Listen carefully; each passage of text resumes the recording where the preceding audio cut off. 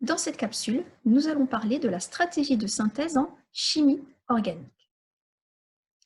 Le protocole expérimental de la synthèse d'une molécule détaille l'ensemble des étapes qui seront nécessaires pour, évidemment, premièrement, synthétiser la molécule lors de la transformation chimique proprement dite. Mais à l'issue de celle-ci, notre molécule d'intérêt sera mélangée à des catalyseurs, des solvants, d'autres produits, des résidus réactifs. L'étape numéro 2, indispensable, sera donc l'étape nécessaire pour l'extraire du milieu réactionnel.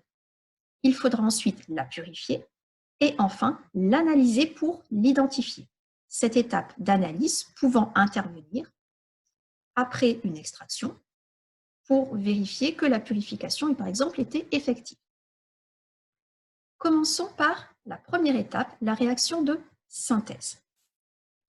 Elle doit permettre de synthétiser la molécule en un temps raisonnable, avec un rendement suffisant et un coût réduit.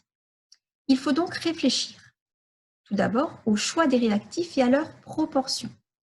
Le mélange stoichiométrique, comme nous l'avons vu dans l'activité sur l'acétate de butyle, est très rare. La plupart du temps, on travaillera avec un excès de réactifs et en général, l'excès de réactifs sera celui qui sera le moins cher.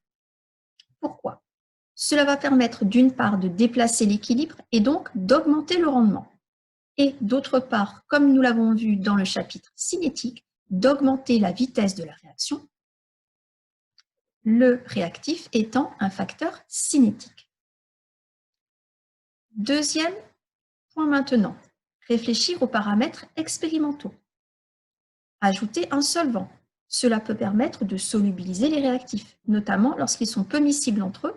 Nous allons le voir dans le cas de l'oxydation de l'alcool benzylique. Augmenter la température par chauffage du milieu réactionnel. La température, rappelez-vous, est également un facteur cinétique qui permet d'augmenter la vitesse de réaction. Enfin, ajout d'un catalyseur spécifique qui peut accélérer la réaction, voire favoriser une réaction particulière. Troisième point de réflexion, enfin, le montage expérimental.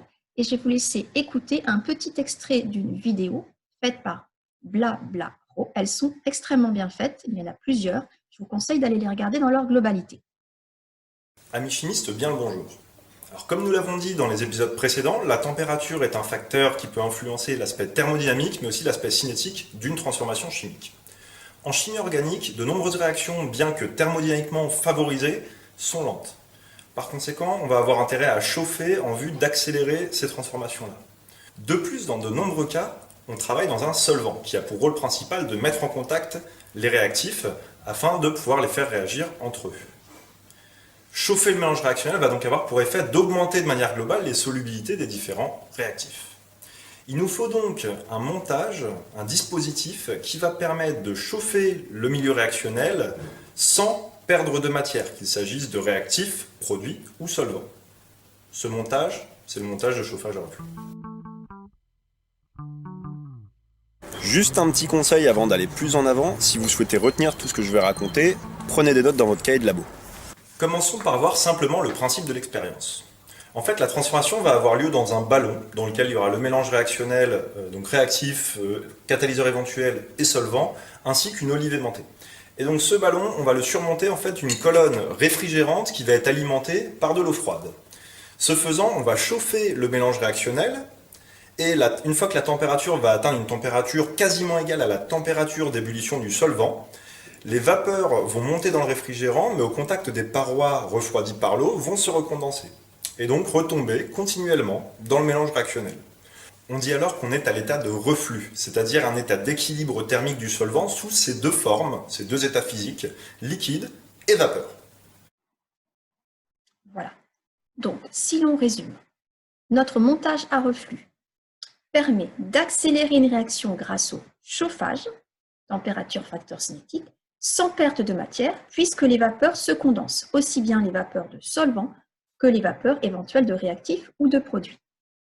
Le montage, il est à connaître, donc vous reconnaissez ici votre réfrigérant, c'est ici un réfrigérant à bouille, il peut être également réfrigérant droit, notre ballon contenant le mélange réactionnel, le tout tenu par une pince. Alors, chose très importante, le ballon chauffé par un chauffe-ballon, et si vous voyez bien, ce chauffe-ballon repose sur un support élévateur qui est en position haute. Pourquoi? S'il y a un problème, que la réaction s'emballe, ou même à la fin, lorsque l'on veut arrêter le chauffage, un chauffe-ballon, c'est comme une plaque électrique, il a une forte inertie, il va continuer à chauffer. Donc, ce que l'on fait en cas de problème, on baisse très vite notre support élévateur. Le ballon se retrouve ainsi à l'air libre, il n'y a pas de souci. Alors, sur mon schéma, il manque une chose très importante, une pince ici, qui tienne a priori le col du ballon, ou alors un petit clip pour solidariser. Dernière chose très importante, vous l'avez bien entendu dans la vidéo, l'objectif est de condenser les vapeurs du solvant.